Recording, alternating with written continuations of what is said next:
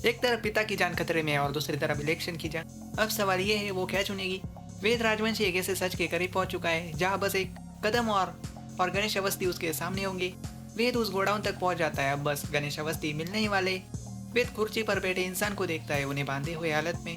वेद बहुत इमोशनल हो जाता है। यह राजपूत हाउस में राघव सिंह राजपूत अंजलि को नागिन कहता है और औकात है तो आ जाना कोर्ट में, तुम्हारे जैसी बहुत सी देखी है, मैंने बोलने लगता है। तब एडवोकेट अंजलि अवस्थी कहती है, नहीं देखा है आपने, अभी तो बहुत कुछ देखना बाकी है।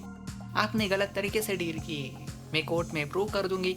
आपने गलत तरीके से ये घर आते आया है, आपको तो मैं कोर्ट में देख लूंगी। अंजलि अपनी दीदी किन्नी से कहती है, कहीं नहीं जाएगी तू ये घर छोड़कर, अपने कमरे को छोड़कर तू तेरे पति अभय के साथ ही रहेगी। और अगर अंजलि उस राजपूत परिवार वालों को वार्निंग देती है, अगर किसी ने मेरी दीदी गिनी के साथ मिसबिहेव गलत बर्ताव करने की कोशिश की तो याद रखना कोर्ट में मेरी बात चलती है। और बारात। वेद उस गोडाउन में गणेश अवस्थी को देखकर अंजलि अवस्थी को फोन करता है। अंजलि उसके पापा मिल गए, दोनों बहुत खुश हो जाते। जब वेद कुर्सी पर बैठे इंसान के पास जाता है तो वहां पर धर्मराज बैठा हुआ होता है। वेद उस धर्मराज को देखकर बहुत गुस्सा हो जाता है और धर्मराज उसे अपने टीम में छुपे हुए अंजलि का जासूस मिल जाता है। धर्मराज वेद का पूरा प्लान फेल कर देता है। तब वेद गुस्से में पूछता है, कैसे पता चला तुझे मेरे बारे में। तो धर्मराज सामने दीपिका शर्मा को लाता है। दीपिका के सर पर गन रखी थी, उसने अपनी जान बचाने के लिए सच बोल दिया। दीपिका के सच बोलने से वेद का पूरा प्लान फेल हो जाता है। धर्मराज वेद से फोन छीन कर अंजलि से बात करता है और उसे धमकाता है, अगर तूने इलेक्शन से अपना नाम नहीं हटाया अंजलि अवस्थी तो तेरा बाप नहीं बच पाएगा। अंजलि उस धर्मराज को धमकाती है, अगर मेरे पापा को कुछ भी हुआ ना तो मैं किसी को नहीं छोड़ूंगी। धर्मराज चिल्लाता है, चुप, बकवास बंद कर, कुछ नहीं कर सकती तू, जब तक तेरा बाप हमारे पास है, तेरे बाप की सांसें मेरे कब्जे में है, तू कुछ नहीं कर सकती। अगर तुझे तेरा बाप चाहिए तो इलेक्शन से हट जा।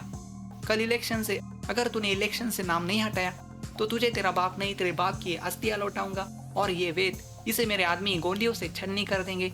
अंजलि बहुत डर जाती है वेद को खतरे में। तब अंजलि कहती है, तू ऐसा कुछ नहीं करेगा धर्मराज, वो मेरी बेटी का सुहाग है। फोन कट जाता है। तब वेद उन सभी गुंडों को पीटता है, कुत्तों की तरह उन्हें भगा देता है। धर्मराज अपने गुंडों को टूटता फूटता देख घबरा जाता है और भाग जाता है। वेद उस दीपिका शर्मा पर बहुत गुस्सा हो जाता है, भरोसा किया था मैंने आप पर, क्यों बताया आपने। दीपिका कहती है, उन्होंने मुझे गन पॉइंट पर लिया था, अगर मैं नहीं बताती तो वो मुझे मार देते। यहाँ अंजलि को यूएसए के क्लाइंट का कॉल आता है। वो कहती है, मैं इंडिया में लैंड कर चुकी हूँ, आपसे मिलना है, मुझे बात करनी है। पर अंजलि, ये कोई चाल हो सकती है धर्मराज आहूजा की, इस चाल में नहीं फंसती। अंजलि साफ मिलने से मना करती है। अगले एपिसोड में धर्मराज एक तरफ अंजलि को ब्लैकमेल करता है और दूसरी तरफ अंजलि जनता से कि ये वादे पूरे करने के लिए इलेक्शंस नहीं छोड़ रही। युवराज ठाकुर पद्मा को उकसाता है और सारी महिलाएं लड़कियां युवराज के पीछे भागती है। तब अंजलि वोटिंग बूथ पर अकेली रह जाती है। क्या अंजलि ये छप्पा वोटिंग रोक पाएगी? कैसे अंजलि अवस्थी गणेश अवस्थी को बचाएगी? अगर आपको ऐसे ही लेटेस्ट अपडेट्स चाहिए तो चैनल को सब्सक्राइब करना बिल्कुल भी मत भूलिए। Atul talk channel.